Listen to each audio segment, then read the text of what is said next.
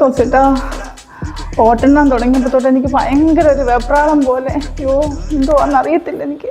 എന്തിനാ പേടിക്കുന്നത്? നീ ജയിക്കും. നീ തന്നെ ഈ പഞ്ചായത്ത് പ്രസിഡന്റ് നീ തന്നെ, ഉറപ്പാ. ഹലോ ചേട്ടാ, ഞാൻ പഞ്ചായത്ത് പ്രസിഡന്റ് ആവുമോ ചേട്ടാ? ഉറപ്പാണോ ചേട്ടാ? നിനക്ക് എന്താ ഇത്ര സംശയം?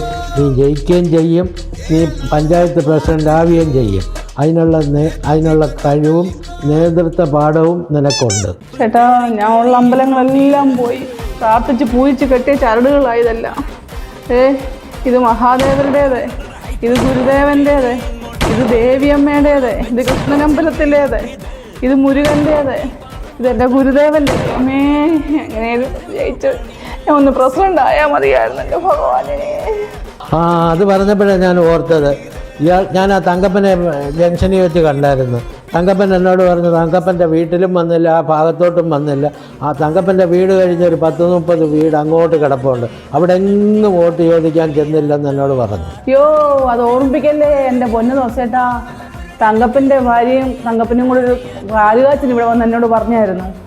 അവരുടെ മോൻ അങ്ങ് അമേരിക്കയിലെങ്ങാണ്ട് പോയിട്ടേ 10-3000 സ്ക്വയർ ഫീറ്റിലൊരു വീട് വെച്ചു. ഹൈടെക്കാ പോലും, ഭയങ്കര സംവിധാനങ്ങളും ഒക്കെ ഉള്ളൊരു വീടാന്ന് പറഞ്ഞു.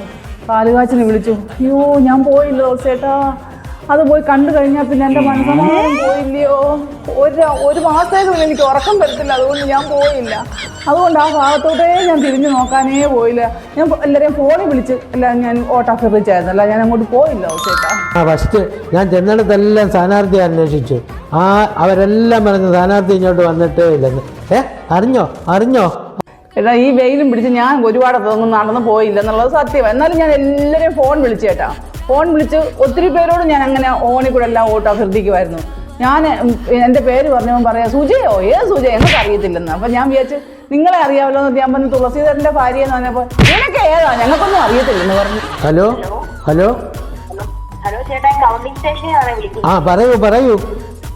നമ്മുടെ സ്ഥാനാർത്ഥിയില്ലേ സുജ, അവര് മറ്റുള്ള സ്ഥാനാർത്ഥികളെക്കാട്ടിലും പറ ദൂരം പിന്നിലാ. പിന്നിലോ? അവർക്ക് 3 ഓട്ടം കിട്ടിയിട്ടുള്ളൂ. അയ്യോ, 3 ഓട്ടോ? അയ്യോ, എനിക്ക് 3 ഓട്ടോ.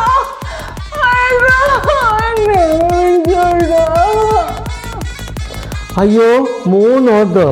ഒന്ന് എൻ്റേത്, ഒന്ന് അവക്കുള്ളത്.